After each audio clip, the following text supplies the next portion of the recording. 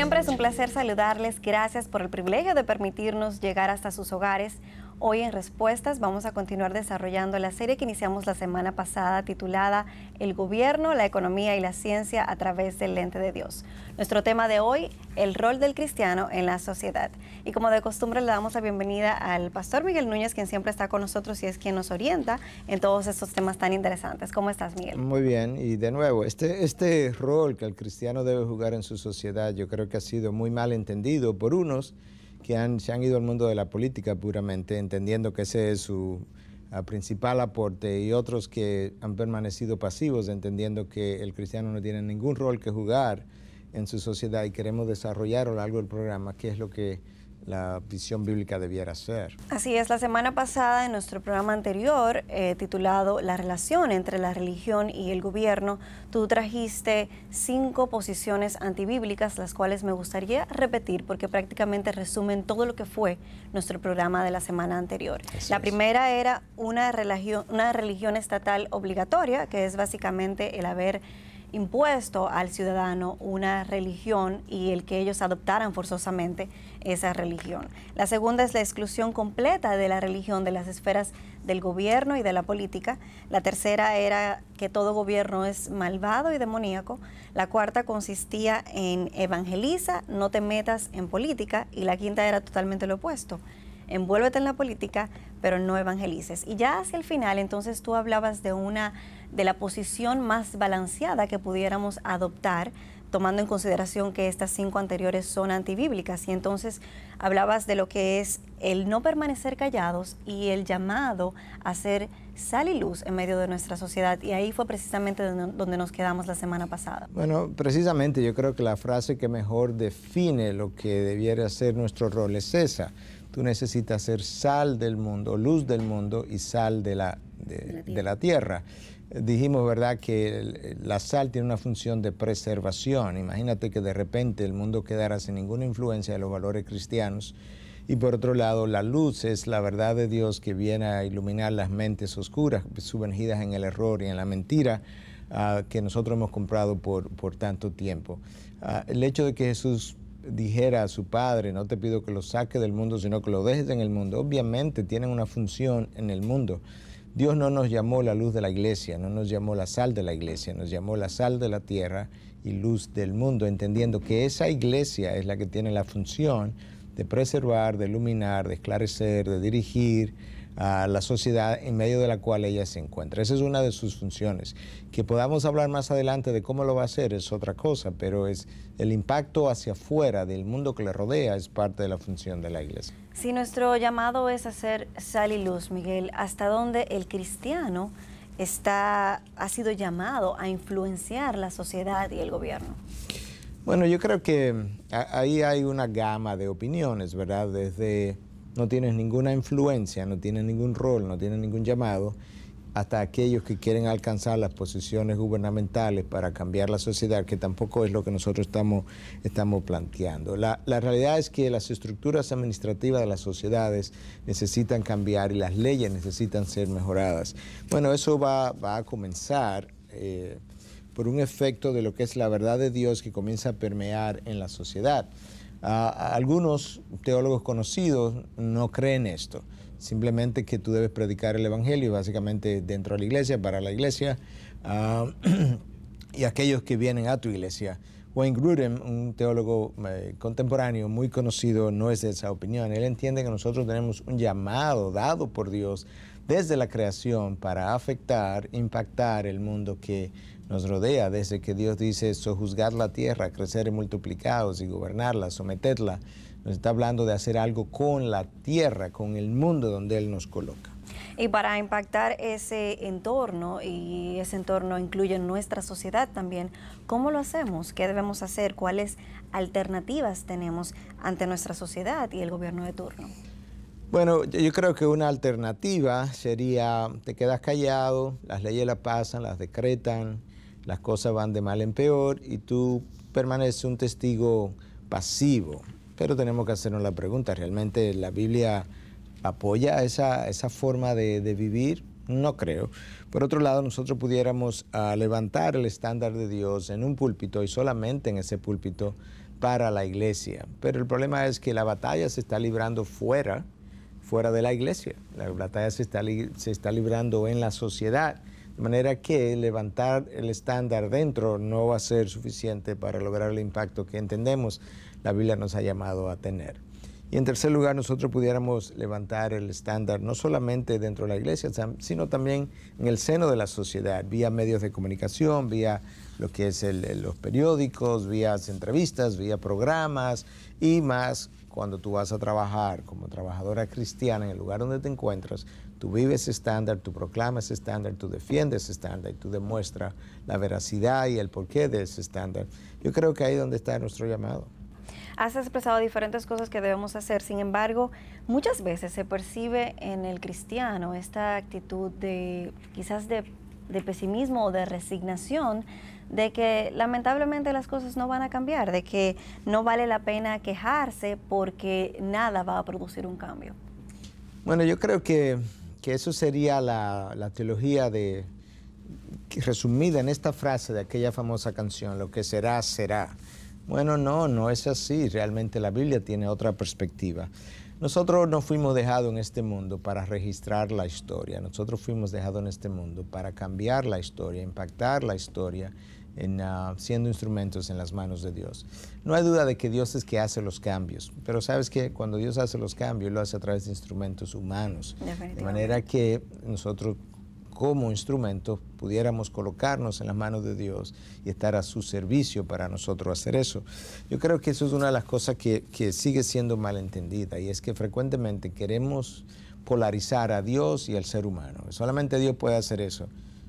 Yo no estoy en desacuerdo. El problema es que, aunque solamente Dios puede hacer eso, siempre ha hecho lo que ha hecho a través de instrumentos humanos. Una vez el hombre apareció en la tierra, tú tienes Adán y Eva, los mandó a transformar la tierra, a sojuzgarla. Abraham lo llamó a hacer cosas en particular, y así a lo largo de toda la historia. De manera que eso es donde estamos, eso es lo que creemos. Somos un instrumento en las manos de Dios para cambiar todo el entorno donde Él nos ha colocado. ¿Tú crees o piensas que el mejorar las leyes puede llegar a tener el efecto de producir un cambio en la sociedad? Bueno, yo creo que eso es algo que aquellos que me están escuchando debieran oír con claridad. Nosotros no estamos postulando, porque no lo creemos, que las leyes tienen el poder de cambiar la mente y el corazón del hombre. No es eso que estamos tratando de decir. Lo único que puede cambiar el corazón y la mente del hombre es el Evangelio, es la verdad de Cristo. Sin embargo, las leyes en medio de una nación tienen la función de revelar la ley moral de Dios, que le sirve de estándar de juicio al hombre, y al mismo tiempo sirve para educar la conciencia de los individuos. No es lo mismo vivir en un país donde el aborto es permitido, es aplaudido y es apoyado económicamente por fondos del gobierno vía leyes decretadas, que vivir en un país donde el gobierno se opone a esas cosas, porque el valor de la vida, que es un valor dado por Dios, está siendo representado o no representado vía esa ley. ¿Quién va a hacer llegar esa influencia e impacto para que leyes de esa naturaleza puedan ser promulgadas? Es el rol del cristiano, no es el rol del inconverso. Y ahí es donde estamos. Y me gustaría entonces que me dieras un ejemplo para ilustrar esto que dices, de no, a través de las leyes, probablemente podamos lograr el no adaptarnos, el no conformarnos a este mundo que es un llamado del cristiano. Pero ¿cómo podemos hacer eso? Bueno, yo no creo que es a través de las leyes que vamos a lograr hacer eso, sino que en la medida en que mi mente no es adaptada a los patrones de este mundo. Déjame echar hacia atrás un poquito. A veces, o con frecuencia, tú tienes individuos que han sido regenerados, han sido cambiados, nacidos de nuevo, sin embargo, permanecen con una forma de pensar muy pagana. Y por tanto, entonces, cuando estas leyes son decretadas, que son contrarias a los valores de Dios, a ellos no les choca, a ellos no les molesta, no les irrita muchas veces. Entonces, cuando esa mente no se conforma al patrón del mundo, obviamente entonces con esa forma bíblica de pensar, él puede tratar de impactar la sociedad alrededor. Pero si te pudiera dar un ejemplo, es nuestra forma de trabajo simplemente. La mayoría de la gente va al trabajo para ganar un salario. y cuando evalúa ofertas de trabajo, básicamente lo que mira es cuánto le van a pagar y cuáles son los beneficios que va a recibir. Así es. Eso es una forma pagana de pensar, así piensa el mundo, eso no es la forma bíblica. Yo tengo un solo llamado, de acuerdo a Dios, en su palabra, para estar en este mundo, y es, si soy cristiano, y es poder expresar, poder proclamar las virtudes de aquel que me llamó de las tinieblas a su luz, dice 1 Pedro 2, 8 y 9. Entonces, ¿qué yo debo hacer como cristiano? Yo necesito trabajar de una manera que mi motivo principal no sea cuánto voy a ganar, cuánto voy a invertir, cuánto... No, esas son cosas terrenales. ¿De qué manera esto que yo estoy haciendo va a reflejar el carácter de Dios? Y yo creo que por ahí comenzamos a dar algunos ejemplos, pero que pudiéramos continuar y debemos ampliar a lo largo del programa para ver cuál es nuestro rol finalmente en la sociedad. Miguel, te preguntaba hace un momento si tú entiendes que las leyes, además de regular las conductas de los individuos, también cumplen con algún otro rol dentro de la sociedad. Bueno, habíamos hablado algo de eso hace un momento. Decíamos hace un rato que las leyes, las buenas leyes, aquellas que reflejan la ley moral de Dios, educan la conciencia de creyentes y no creyentes. Entonces, una de las funciones es educar, informar, ¿verdad?, lo que pudiera ser una ley moral que Dios nos ha dado. Y en tercer lugar, las leyes restringen el mal. Son cosas que Dios nos ha pedido incluso que hagamos, que es parte de su interés, la restricción del mal, de tal manera que su pueblo pueda desarrollarse adecuadamente. El movimiento posmoderno en medio del cual nosotros estamos viviendo es un movimiento que ha purgado de la sociedad los valores cristianos, de sociedades que ya eran cristianas, ahora la ha descristianizado. Y nosotros estamos viviendo las consecuencias de esa descristianización, si pudiéramos decir. Eso es lo que hace que, creo que fue D.A. Carson, en uno de los capítulos del libro conocido como Tell the Truth, Tim Keller, no D.A. Carson. Tim Keller es quien menciona esta frase, dice: estamos en necesidad por primera vez en toda la historia del hombre de evangelizar una sociedad post-cristiana. En ese libro, Tell the Truth, en uno de los capítulos que él escribe, creo que tiene 2 o 3 capítulos, él hace esa afirmación. De manera que nosotros vemos una correlación entre las leyes y el comportamiento de la sociedad y la ausencia de valores cristianos reflejados en las leyes y el comportamiento de la sociedad. Eso tiene mucho que ver con el impacto que la iglesia no está haciendo en la sociedad de su momento. ¿Cómo son cambiadas las sociedades? ¿Cómo entiendes tú que se da ese cambio? ¿Por dónde inicia ese cambio? Bueno, el inicio no hay duda que desde el punto de vista bíblico tiene que ver con la verdad de Dios. El evangelio es el eje alrededor de lo cual gira todo lo que es la tarea del cristiano. Entonces, lo primero que necesita ocurrir es un cambio de corazón, en la manera en que tú eres regenerado vía el evangelio, por medio de la fe.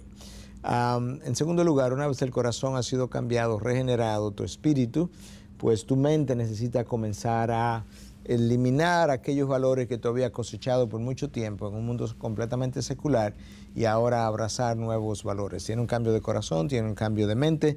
Y en tercer lugar, en la medida en que tú adquieres conciencia y vas a trabajar a esa sociedad, tú comienzas a impactar la sociedad de tal manera que en el día de mañana las leyes pudieran reflejar mejor la ley moral de Dios, que es parte de lo que Dios quiere. Yo creo que sería impensable desde un punto de vista bíblico que el cristiano que conoce la ley moral de Dios no trate de que las leyes de su nación de alguna manera reflejen la revelación de ese Dios. Miguel, cuando vemos el estándar de Dios pisoteado en la sociedad y como cristianos nos quedamos indiferentes, ¿tú crees que esto es una actitud bíblica? Muchos cristianos hoy en día hacen eso, alegando que la sociedad está bajo el dominio de Satanás, que no hay nada que hacer.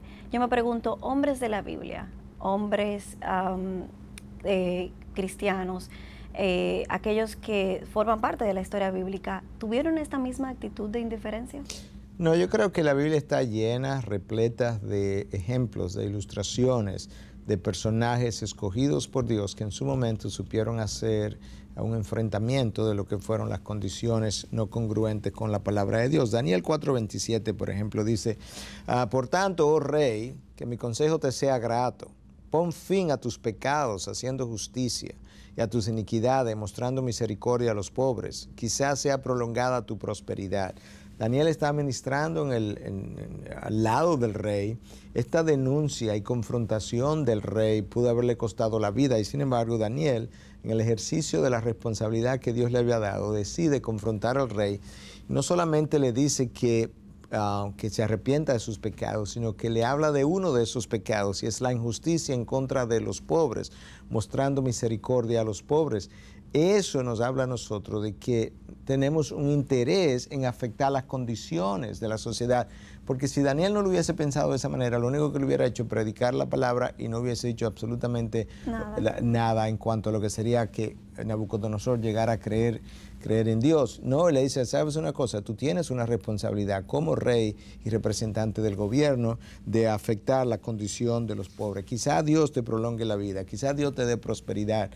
Comienza por hacer eso y tú encuentras ahí a Daniel ejerciendo un rol importante en lo que es el impacto de una clase social vía algo que Dios también ya ha revelado en su palabra. ¿Hubo algún otro profeta, además de Daniel, que decidiera no permanecer callado? Bueno, múltiples profetas y tenemos múltiples citas. Comenzamos con Jeremías, si tú quieres. Jeremías desde el capítulo 13 al 23, Isaías, desde el capítulo 13 al 23. 10 capítulos completos dedicados precisamente a lo que es el cambio de las condiciones sociales de la sociedad del momento. Isaías es llamado el profeta mesiánico, él es el que viene a introducir el Mesías. Si tú vienes a introducir el Mesías y le dedicas 10 capítulos a denunciar esas condiciones, tú esperas que el Mesías que viene entiende algo similar, porque ¿para qué voy a estar predicando una cosa en la que el Mesías no va a poner su énfasis, no tiene interés? Jeremías capítulo 46. Ezequiel del 25 al 32, Abdías confronta al reino de Edom, Nahum es enviado a Nínive, Habacuc 2, Sofonía 2, todos estos son ejemplos de profetas que en su momento supieron denunciar las condiciones de injusticia de su momento. Amós es llamado el profeta de la justicia social, capítulo 1, capítulo 2. La balanza es un símbolo clásico de lo que es no el evangelio, pero el libro de Amós, precisamente porque esas balanzas, esas pesas, ¿no?, estaban mal calibradas en contra del pobre. Y te das cuenta entonces de qué es que estamos hablando. Estamos hablando de ejercer un efecto positivo, transformador, preservador de las condiciones de nuestro país, vía la verdad de Dios. Yo no quiero dejar de decir eso. Así es. Para que no se interprete, vía la verdad de Dios. Y hablando ya en el Nuevo Testamento, también Juan el Bautista confrontó a Herodes, lo cual nos deja ver que esto no fue solo una actitud de los del Antiguo Testamento, sino que también en el Nuevo Testamento se percibe este compromiso de no permanecer callado. No, definitivamente. Herodes le costó la vida. Mira lo que dice Lucas 3, del 18 al 20. Y también con muchas otras exhortaciones, Juan el Bautista anunciaba la buena nueva al pueblo. Pero Herodes, el tetrarca, siendo reprendido por él por causa de Herodias, mujer de su hermano, y por todas las maldades que Herodes había hecho, añadió además a todas ellas esta, que encerró a Juan en la cárcel, y eventualmente de ahí terminó él siendo decapitado. Pero nota lo que Juan está haciendo. Juan está confrontando al tetrarca de turno en su momento. Si no tenemos que tener ninguna influencia en la sociedad, dejémoslo tranquilo. No, él entiende que él tiene un rol que ejercer y la denuncia de ese pecado en el tetrarca del momento hace levantar los ojos a otro y decir, ups, mira lo que yo estoy oyendo de parte de Dios vía uno de sus profetas. Dios nunca ha dejado a la sociedad sin un profeta en su tiempo que denuncie las condiciones que no son justas. Miguel, en el bloque anterior hablábamos de personajes que influyeron en su sociedad y en el entorno político, y Pablo también fue llamado a llevar el evangelio a reyes y príncipes. ¿Qué tú crees? ¿En qué consistía este llamado? ¿Qué significó este llamado que le hizo Dios a Pablo? Bueno, sabíamos que queríamos hablar de algunos personajes claves y por eso yo traje citas específicas para poder compartirla contigo. Así es. Hechos 24 y 25 dice lo siguiente: pero pocos días más tarde llegó Félix con Drusila su mujer, que era judía, y mandó a traer a Pablo y lo oyó hablar acerca de la fe en Cristo Jesús. Y al disertar Pablo sobre la justicia, el dominio propio, el juicio venidero, Félix, atemorizado, dijo: vete por ahora, pero cuando tenga tiempo te mandaré llamar.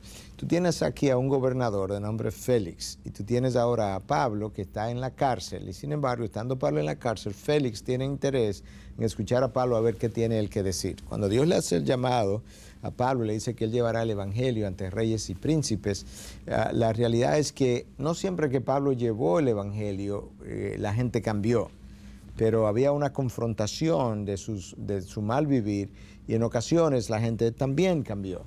Y lo que tú tienes en la vida cristiana o en el desarrollo de la iglesia al principio es que es una religión, es una fe que comienza con gente pobre, campesinos y muchas veces esclavos que tenían poca influencia en el entorno social, y la fe comienza a apoderarse entonces de personas que estaban en posiciones claves de influencia, y esas personas que fueron alcanzadas porque alguien se propuso alcanzarla, comenzaron entonces a cambiar su entorno. Y si hay algo que nosotros sabemos, y lo mencionamos en el programa anterior, es que la fe cristiana fue responsable de eliminar vía leyes, nuevas leyes, el infanticidio, el abandono de los niños, el abandono de las viudas, de los caciques, de las tribus en la India, que eran enterradas vivas cuando ellos se morían, etcétera, etcétera. Una cantidad enorme de leyes cambiadas precisamente por el impacto de la fe cristiana. No podemos negar la historia de lo que la fe cristiana ha hecho en la sociedad. Félix se encuentra confrontado por la idea del juicio venidero, la idea del dominio propio que él no tenía, pues estaba con Drusila, su mujer, y bueno, hay una serie de emociones que el ser humano experimenta cuando es confrontado con la verdad de Dios, que no necesariamente lo llevan a una conversión, pero lo sacuden. Y Pablo, en este caso, Félix le dice: Pablo, yo te oiré en otra ocasión. ¿Qué lo llenó de miedo? Que dice el texto, se llenó de miedo. Fue la realidad de su corazón. De manera que tú ves tanto en el Antiguo Testamento como en el Nuevo, como Dios siempre ha usado su gente para llevar la verdad aún al mismo seno de aquellos que han sido los gobernantes de la sociedad. Sí, de hecho, otro personaje que también fue usado por Dios de una forma extraordinaria fue José. Así es. Cuando mandó a aconsejar a Faraón y logró evitarle entonces una sequía. Y el Faraón se preparó para esta sequía. De hecho, José, habiendo llegado en las circunstancias que llegó, se convirtió prácticamente en la mano derecha de Faraón. Definitivamente. De hecho, mira cómo Faraón le dice a José: tú estarás sobre mi casa y todo mi pueblo obedecerán tus órdenes. Solamente en el trono yo seré mayor que tú. De manera Increíble. que de la segunda persona en el reino, de un reino completamente pagano. Y sin embargo, Dios lo usó para influenciar positivamente la nación de Egipto y preservar la nación judía, porque el padre de José, Jacobo, iba a bajar a Egipto eventualmente en medio de la sequía, y se iba a encontrar con José en posición de preeminencia. De manera que tú ves a José siendo usado para influenciar a una parte civil de la sociedad en favor del pueblo de Dios. Eso tiene miles de años ocurriendo. Hablando de esos personajes y cómo influyeron en la vida política, yo me pregunto, ¿puede un cristiano participar en la vida política de una nación? Bueno, déjame decir que sí, y luego hacer una aclaración. No hay duda de que él pudiera hacerlo. De hecho, Nehemías, por ejemplo, en el Antiguo Testamento fue gobernador de la nación, y fue un personaje clave usado por Dios. Mira lo que dice el texto de Nehemías 1, versículo 11. Te ruego, oh Señor, que tu oído esté atento ahora a la oración de tu siervo y a la oración de tus siervos que se deleitan en reverenciar tu nombre. Haz prosperar hoy a tu siervo y concédele favor delante de este hombre. Entonces la aclara, era yo entonces copero del rey. De manera que Nehemías en este momento era copero del rey, que era una posición de importancia. El copero del rey no era simplemente un sirviente más del palacio, era una persona clave de confianza del gobernador o del rey de turno, y en este caso él era su copero. Entonces él está siendo usado ahí. Pero luego, cuando el rey le da permiso para regresar a la tierra prometida, él es el gobernador de esa tierra. De manera que Nehemías, literalmente, y Daniel también en un momento dado, fueron gobernadores de las ciudades donde ellos estuvieron. Ahora, habiendo dicho eso, yo quiero decir que Nehemías no fue un político. él no sube a la posición por una campaña política de votos. Así es. Daniel no fue un político, él no sube a la posición por una campaña política de votos, y lo mismo pudiéramos decir de José, que era prácticamente también un gobernador. No, estos fueron hombres que sin usar ese camino, Dios lo llevó hasta esa posición. La dificultad que está es cómo yo me manejo en medio de ese mundo sin contaminarme. No es imposible, es posible, pero tiene un alto precio. Y en los gobiernos de Latinoamérica tenemos que tener mucho más cuidado porque la madurez política tanto del pueblo como muchas veces nuestro gobernante no ha llegado y por tanto ahí se hace más difícil vivir de una manera que yo no me corrompa. Pero naciones como Estados Unidos, que tiene una iglesia mucho más madura, ha alcanzado cristianos desde la Casa Blanca, senadores, diputados o regidores, como ellos le llamarían. Ahí están. Así es. Y lo han sido y han dejado un legado incluso en algunos casos. Wayne Grudem, en su libro titulado Politics According to the Bible, que me parece que tú de hecho nos recomendaste en nuestro segmento de respuestas literarias, dice que el problema es que sin la influencia cristiana los gobiernos no tienen una brújula moral clara. ¿Qué dices de esta frase? Claro, yo creo que tú solamente tienes que ver el rumbo de las sociedades donde Dios no existe, donde esa ley moral de Dios no está. Mencionamos, creo que en uno de los programas anteriores, Japón simplemente tiene un suicidio cada 15 minutos y te das cuenta entonces hacia dónde se aboca una nación que no tiene la ley moral. A lo largo de la historia, yo no quiero sonar repetitivo, pero yo quiero enfatizar esto. Dios usó a Daniel, a Nehemías, a Mardoqueo en la historia de Esther, a la reina Esther. Mardoqueo es su tío y le dice a Esther, Esther, ¿quién sabe si para un tiempo como este Dios te ha levantado? ¿Pero qué fue lo que hizo Esther? Porque Esther ni siquiera fue una evangelista. Esther fue e influenció la opinión del rey a favor del pueblo escogido de Dios en ese momento. ¿Y cómo lo hizo? Porque estaba a su lado. De manera que Dios ha tenido personas a los lados de gobernantes y personas de influencia todo el tiempo, por medio de las cuales él podía hacerlo sin Esther, sí, pero Dios siempre hace las cosas a través de instrumentos humanos. Él podía hacer las cosas sin Nehemías, sí, lo podía hacer sin José, sí, claro, pero él siempre ha hecho las cosas a través de instrumentos humanos. Esa es su elección. Miguel, el bloque anterior hablábamos de personajes bíblicos que impactaron su sociedad y su entorno político. La pregunta sería entonces, ¿es lógico pensar que debemos devolverle al Estado una parte de lo que Él nos da? Sí, yo creo que sí. Yo creo que si tú piensas que el Estado hace cosas para los ciudadanos que no necesariamente están todas bien hechas y quizá no están todas completamente hechas, pero por poco que hagan, hay algún beneficio que yo recibo. Por ejemplo, la policía quizás no funciona bien, quizás no funciona bien, pero es mejor tener policía que no tenerla. Los bomberos quizás no hacen todo su trabajo, pero es mejor tenerlos que no tenerlos. Entonces, algún beneficio yo recibo de parte de la sociedad y del gobierno de turno. Yo creo que es responsabilidad bíblica el hecho de que yo quiera devolver a aquellos que me han dado primero algo de beneficio. De manera que, sin lugar a duda, en la manera en como yo interpreto la cosmovisión bíblica, no me cabe duda de que es responsabilidad nuestra tener ese impacto. Mira este texto, que creo que ya lo citamos una vez anteriormente, no el programa de hoy, pero que sí es importante. Jeremías 29:7 dice, y buscar el bienestar de la ciudad donde os he desterrado, y rogar al Señor por ella, porque en su bienestar tendréis bienestar. Aquí está una ordenanza para el pueblo judío que se ha ido al exilio en Babilonia. Y Dios le dice, no es simplemente cuida de mi pueblo escogido. No, en la ciudad en que tú llegues, esa ciudad tú debes procurar su bienestar. Y Dios le dice al pueblo, es tanto así que yo quiero que sepas que el bienestar de la ciudad resulta en tu bienestar. Esas son condiciones sociales, sin lugar a duda, porque no son otras. Entonces ahí tú ves cómo Dios está interesado, es vía su verdad, es vía su estándar, es vía su palabra y es vía su gente que ocurre, no hay duda de eso, y es vía su poder.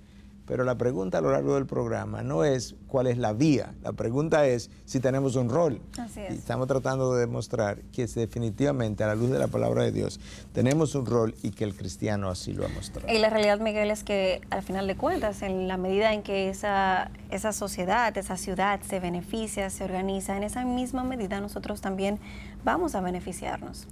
Yo estoy de acuerdo. Yo creo que nada puede ser más claro que esto que nosotros acabamos de leer. En ese texto, claramente Dios le está diciendo al pueblo, tú vas a llegar a una ciudad, esa ciudad es una ciudad pagana, esa ciudad debe cambiar, la manera como yo lo voy a hacer a través de ustedes, procura su bienestar, tú vas a ser beneficiado. De nuevo, Dios es que hace las cosas, pero siempre lo hace a través de instrumentos humanos. Y ahí está otra vez. Y como hemos venido diciendo en este programa y en anteriores programas, es que si los cristianos no levantan su voz en contra de los asuntos que violan la ley de Dios, ¿quién va a hacerlo? ¿Quién va a ir al Congreso? ¿Quién va a ir a una escuela o a un colegio a quejarse, a levantar el estándar, a no guardar silencio ante esas violaciones? Definitivamente, el cristiano es que va a tener el estándar de Dios, la ley moral de Dios, para conocerla y proclamarla.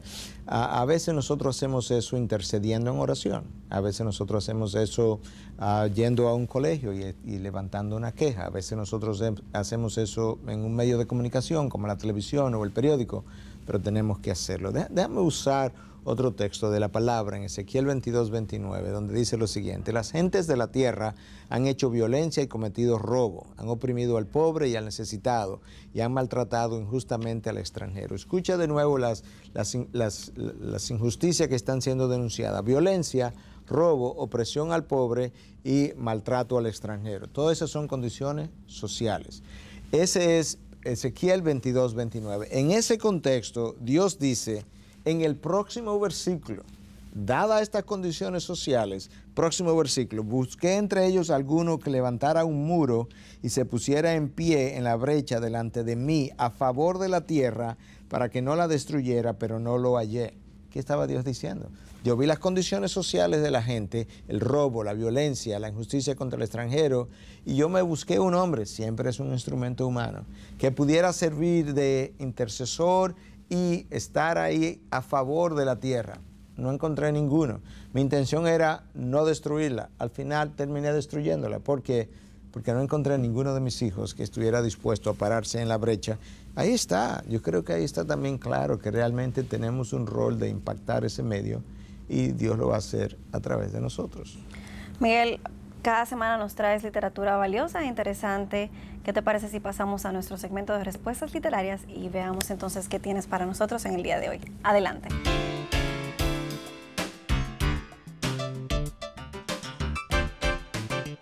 Miguel, ¿qué recomendación bibliográfica nos tienes para el día de hoy? Bueno, quisiera recomendar en primer lugar un libro de uno de mis autores preferidos hoy en día. Y yo creo que es uno de los autores preferidos de mucha gente, incluso en el mundo académico, porque él es muy altamente respetado. Es David Wells. David Wells es un teólogo con una percepción extraordinaria de lo que son las condiciones sociales y los cambios que nuestra sociedad está experimentando en vista del vacío postmoderno de los valores cristianos que estamos viviendo. Entonces él escribió este libro que se llama The Courage to be Protestant, el coraje, el valor de ser protestante. Hemos hablado de que el cristiano no puede quedarse callado. Bueno, que hay un análisis penetrante, incisivo de las condiciones actuales. Nos da un mapa primero del mundo evangélico en la primera porción. Luego nos habla de cómo el cristianismo está a precio de ganga, cómo lo están vendiendo hoy en día. Luego nos habla del poder de la verdad. Luego nos habla de Dios y cómo la sociedad ha ido perdiendo el centro, la brújula de la cual hablábamos. Luego habla del yo, de cómo ese yo se ha ido creciendo, ese egocentrismo moderno, para luego terminar con un enfoque sobre la persona de Cristo y luego la iglesia y su rol. Y básicamente esto es lo que Wells está diciendo. Tú tienes que tener el valor de ser cristiano en un tiempo tan difícil como este, enfrentando tus tiempos, viviendo la verdad, denunciando lo mal hecho. Y yo creo que eso es un buen libro para aquellos que hablan inglés. El próximo está en español, es un libro ya de unos años, Los cristianos y la corrupción, escrito por Arnoldo Wines. Este es un excelente libro porque nos habla precisamente de los desafíos de esa corrupción en América Latina, los malos ejemplos que han subido hasta el poder, hasta las esferas del gobierno, llamándose cristiano y que luego terminaron más corruptos que cualquiera de los gobiernos anteriores. Pero comienza con un análisis de la corrupción en el Antiguo Testamento, luego sigue con un análisis de la corrupción en el Nuevo Testamento y toma a Pablo como un caso de estudio, a Jesús en confrontación con los sistemas corruptos, lo cual nos ayudaría a responder algunas de las preguntas que nos llegan también de cuál es la relación entre Jesús y la corrupción de hoy en día, en términos de hasta dónde llegamos confrontando eso, Jesús y el reino de Dios. Y finalmente Jesús y la praxis de la anticorrupción. O sea, Jesús, los valores de Jesús se supone que deban tener un impacto en la práctica de la anticorrupción. ¿Cómo hacemos estas cosas? Bueno, dentro de este segmento déjame continuar respondiendo parte de las preguntas que teníamos, pero rápidamente. El día pasado yo tuve la oportunidad de hablarle a la Comisión Nacional de Ética precisamente de lo que era la ética cristiana. ¿Qué lugar más importante para tú hablar precisamente a una comisión como esta de lo que son los valores cristianos capaces de darnos mejores leyes y cambiarla y mejorar la sociedad? A eso que nos estamos refiriendo cuando hablamos de ser sal y luz. Se me invitó, no me quedé en mi iglesia, tuve la oportunidad de ir. Haga usted lo mismo. Yo creo que usted tiene oportunidad en diferentes maneras de hacerlo. En la manera que usted vive, y de esa misma manera, en la medida en que vas por el mundo, tú vas siendo discípulos, en la medida en que tú vas plantando la semilla de la verdad.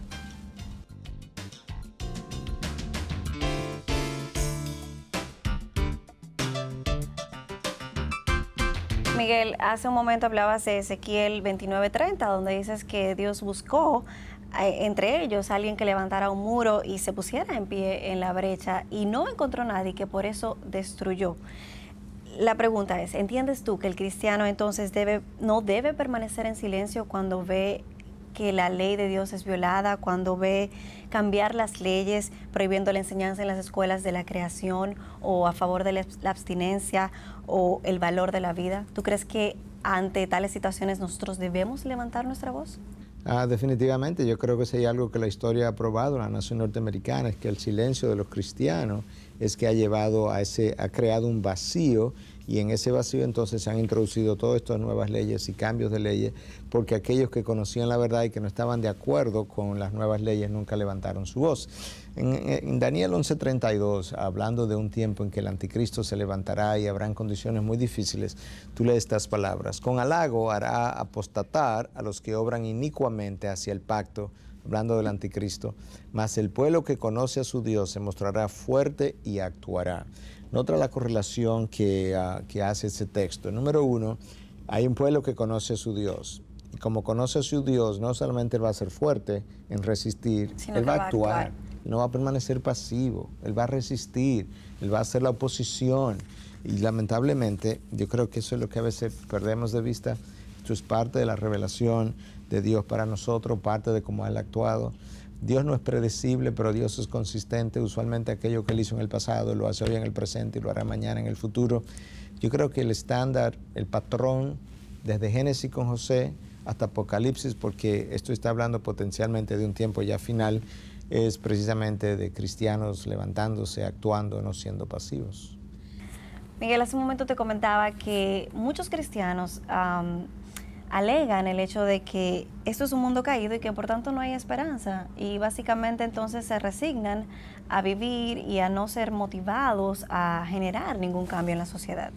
No hay duda de que este es un mundo caído, no hay duda de que las condiciones irán de mal en peor, eso está predicho en la palabra de Dios.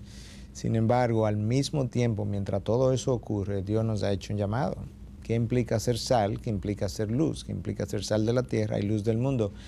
¿Por qué tiempo? Hasta que Dios me llame a su presencia. Sin esa influencia, el deterioro hubiese sido mucho mayor. De hecho, yo creo que la civilización ni hasta aquí hubiese llegado, porque las condiciones del primer siglo eran horripilantes y las condiciones cambiaron en la sociedad occidental y una gran parte del mundo en la medida en que el impacto de la fe cristiana se extendió. Tenemos un rol, y parte de ese rol es a revertir, si tú quieres, parte de las condiciones de la caída.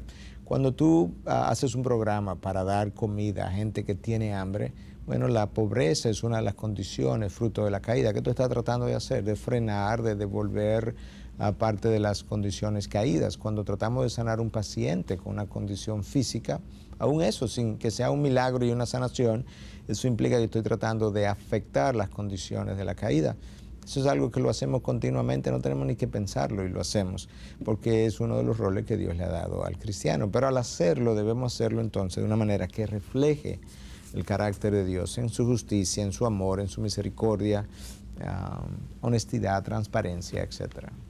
Hace un momento hablábamos de personajes bíblicos que impactaron su entorno político y social. Quizás algunos cristianos que nos han estado escuchando en el día de hoy estén pensando o tengan la idea de incursionar en la política. ¿Qué tú le dirías?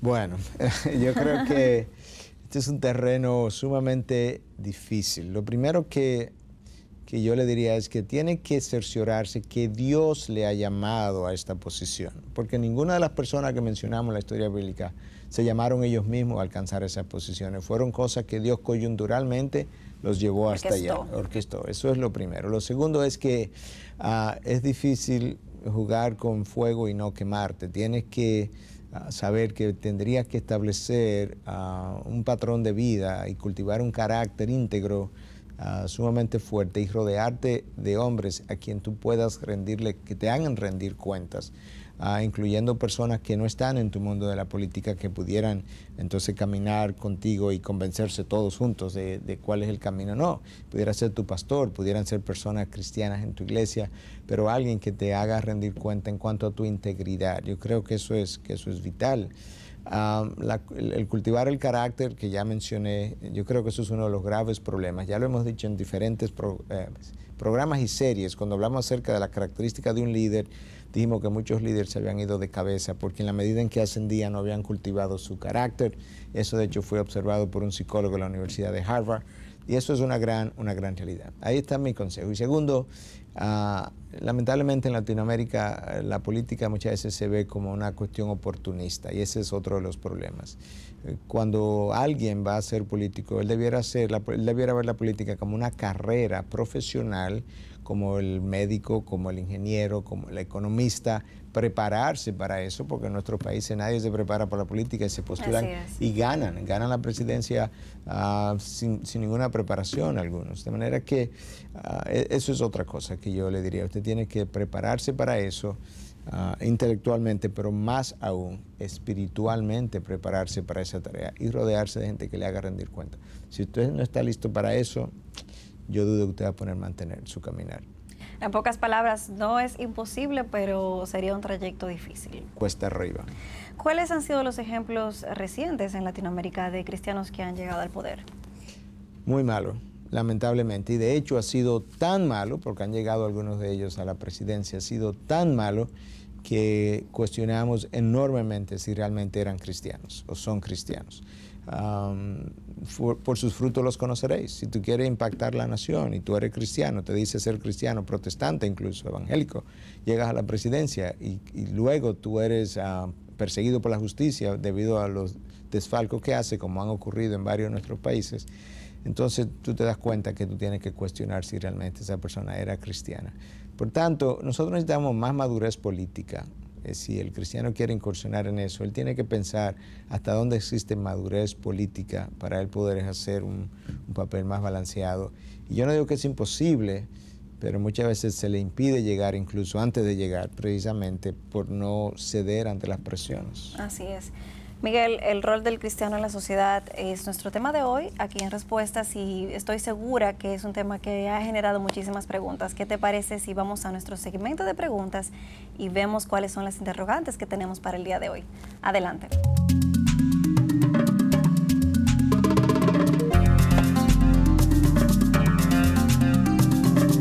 Integridad y Sabiduría es el portal a través del cual recibimos las preguntas que nos envían nuestros televidentes. Miguel, veamos qué tenemos para el día de hoy. La primera pregunta dice lo siguiente: en Mateo 28, Jesús nos llama a predicar su evangelio y en Apocalipsis a arrepentirnos. Si todo cristiano viviera estos dos mandatos fielmente, producirá cambios en su entorno. Ahora bien, ¿podemos decir que en la Biblia encontramos un llamado intencional de cambiar la sociedad? Déjame comenzar con la primera parte. No hay duda de que Cristo nos llamó a predicar el evangelio y no hay duda de que el arrepentimiento es el llamado para aquel que recibe el evangelio. Ya me arrepentí, ahora soy cristiano. ¿Ahora qué hago? Porque no puedo volverme a arrepentir de nuevo. Yo tengo un rol que jugar. ¿Qué hace el abogado cristiano que no es pastor, que no hace campaña evangelística, que no va de puerta en puerta tocando para que predicar el evangelio a personas? ¿Cómo lo hace? Bueno, Él lo hace de múltiples maneras, porque no todos nosotros hemos sido llamados a evangelizar. La Gran Comisión es un llamado para el pueblo de Dios en general, dentro de los cuales Dios tiene individuos que Él va a usar de manera particular. Pero ahora tú tienes múltiples personas con profesiones que van a ir a trabajar. ¿Qué significa para un médico, un abogado, un ingeniero, un economista, un presidente cristiano, un senador, ser sal de la tierra y luz del mundo? Yo creo que ahí es donde está más claramente, yo pudiera extenderme, pero no tenemos el tiempo, pero yo creo que ahí es donde está más claramente que es la intención, de ahí mi palabra intencional, es la intención de Jesús el que nosotros podamos impactar esa tierra y ese mundo. Él nos dejó claramente en el Sermón del Monte, porque esto es Mateo 28, pero yo tengo el Sermón del Monte, y en el Sermón del Monte donde a mí se me da este otro llamado, de manera que eso es uno. Y lo otro que yo creo que yo quiero llamar la atención al cuidado. Nosotros tenemos un gran problema cuando reducimos las enseñanzas de la Biblia a las enseñanzas de Jesús, porque las enseñanzas de Jesús solamente tienen un aspecto de toda la fe cristiana. La revelación de Dios, las enseñanzas de Jesús no son más importantes. Esto es un principio de hermenéutica, de interpretación bíblica. Las palabras en rojo del Nuevo Testamento que Jesús habló no tienen más importancia que la del Antiguo Testamento o que la del resto del Nuevo Testamento. Si así fuera, entonces Dios no inspiró la palabra. El mismo Espíritu que inspiró las palabras que aparecen en rojo en nuestros evangelios, inspiró el resto. Entonces, a lo largo del programa mostramos múltiples pasajes donde sí se nos habla de esta influencia. Por tanto, a la hora de considerar si hay o no un llamado, porque esto va a producir cambio, el evangelismo, no hay duda, pero esa no es la pregunta. La pregunta es si hay otro llamado que Dios le ha hecho al cristiano cuando vive en su sociedad y cómo debe llevarlo a cabo. Y eso está en la palabra de Dios. Fíjate que Pablo hablaba de predicar todo el consejo de Dios. Yo creo que esas dos cosas nos pueden ayudar a responder esta pregunta. Veamos la segunda pregunta. Dice lo siguiente: ¿considera usted que Cristo vino al mundo con el objetivo de crear una renovada moralidad a través de cambios sociales y gubernamentales? No, claro que no. A lo largo del programa dijimos que las leyes buenas no cambian la sociedad. O sea que esto, en cierta manera, queda respondida a lo largo del programa también. Y dijimos que el Evangelio es el eje alrededor del cual gira todo aquello que el cristiano está supuesto a hacer. No, las sociedades no cambian a través de cambios sociales y gubernamentales. No es lo que es al revés. El cristiano ejerciendo su función cambia la sociedad y las estructuras administrativas y gubernamentales. No es que las estructuras produzcan el cambio, es al revés. Es que la manera como el cristiano vive su fe, proclama su fe, vive la verdad e intencionalmente, para usar la palabra de nuevo, trata de crear ese impacto, entonces las estructuras gubernamentales y sociales terminan cambiadas. Yo creo que a veces cuando nos reunimos con cristianos con puntos de vista, muchas veces es que no nos estamos entendiendo bien el uno al otro lo que estamos diciendo. Yo creo que si quedáramos mejor entendidos, posiblemente pudiéramos llegar a estar más cerca el uno del otro.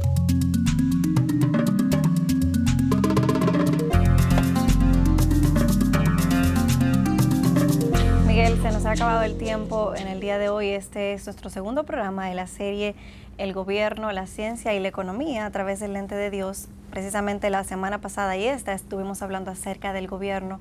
¿Cómo nos despides en el día de hoy? Bueno, yo creo que decíamos, uno de los énfasis que hemos estado haciendo es que si eres cristiano no puedes quedarte en silencio, no puedes quedarte callado, necesitas hablar. Y cuando lo vayas a hacer, debes hacerlo obviamente pacíficamente, de manera que tú seas congruente con el carácter de Dios y no de una forma violenta e ilegal o en contra de las leyes establecidas. El profeta Jeremías, Dios le dio una encomienda de hablar precisamente su verdad y de denunciar lo que estaba mal hecho. Y fue tan perseguido, fue tan acusado, fue tan criticado que él se cansó. Entonces él expresa en un momento dado lo siguiente, en Jeremías 20, del 8 al 9. Porque cada vez que hablo, grito, proclamo violencia, destrucción, pues la palabra del Señor ha venido a ser para mí oprobio y escarnio cada día. Pero si digo, no le recordaré ni hablaré más en su nombre, esto se convierte dentro de mí como fuego ardiente, encerrado en mis huesos. hago esfuerzos por contenerlo y no puedo. Ahí está Jeremías. Lo que él está denunciando, fíjate que son condiciones sociales, así es, violencia, destrucción. Y él dice, cuando yo confronto estas cosas, bueno, recibo entonces persecución. Pero cuando yo trato de callarla para ya estar tranquilo, vivir en paz y que me dejen tranquilo, entonces hay algo, no puede, hay algo dentro de mí que me consume. Lo que implica que para Jeremías tener esa experiencia, no hay duda de que él conocía a su Dios, conocía el estándar de su Dios, conocía uno de los propósitos de Dios precisamente, que es ese impacto sobre las condiciones de injusticias. Y por eso era que cada vez que él se callaba, pero tenía este otro entendimiento de su conciencia, no podía vivir con eso. Ojalá tengamos muchos cristianos de esa manera, que nosotros no podamos vivir en el silencio, que tengamos que expresarlo. Quizá usted es un padre o madre de familia, vaya al colegio, vaya a las escuelas, quéjese de las condiciones que usted entiende son ofensivas para la ley de Dios. Si usted es un legislador, si usted es una persona en una posición de influencia, levante el estándar de Dios, usted será bendecido. No lo hacemos para la bendición, pero será bendecido en la medida en que usted refleja a Dios, su moral, su estándar. No importa en la posición que usted esté, si usted es profesor universitario, trate de usar su influencia con sus estudiantes para influenciarlo en la dirección de Dios. Es eso lo que implica ser sal y luz e influenciar nuestra sociedad. No es pancarta, no son campañas políticas de que estamos hablando, no, estamos hablando de que tú hagas tu rol donde quieras que Dios te coloque y que lo haga de manera intencional, porque lo que no se hace de manera intencional tiende a olvidarse, y eso es algo fundamental. Aquello que tú dices, no, eso va a pasar, no, eso nunca pasa. Mi esposa, no, ella sabe que ella va a saber que yo le amo. No, si yo intencionalmente no trato de mostrarle eso, ella no lo va a saber. Y esa es la realidad. Lo que tú olvidas hoy, tú ignoras mañana. Eso es el problema. Tú comienzas simplemente dejándolo, relegándolo, lo asume tácitamente. Eso que tú ignoras hoy, mañana tú lo rechazas. Miguel, muchísimas gracias. Gracias por tu orientación y por tus valiosos aportes acerca de este tema del rol del cristiano en la sociedad. Gracias a ti que comparte conmigo este espacio para orientación del creyente y del incrédulo, porque mucha gente son las que nos encuentran en la calle, creyentes y no creyentes. Muchos nos dicen, yo no tengo la fe que usted tiene, pero entonces nos habla de la influencia que el programa tiene en su mente. Bueno, creemos que esto es parte de ser sal y luz de la tierra y del mundo en que nos encontramos. Definitivamente a nuestra audiencia les reiteramos la invitación para que visite nuestra página en internet, la dirección integridadysabiduría.org. Recuerde que siempre mantenemos actualizada nuestra página de forma que usted pueda acceder a ella y encontrar respuestas a sus interrogantes conforme al estándar bíblico. Gracias por habernos acompañado y será hasta la próxima.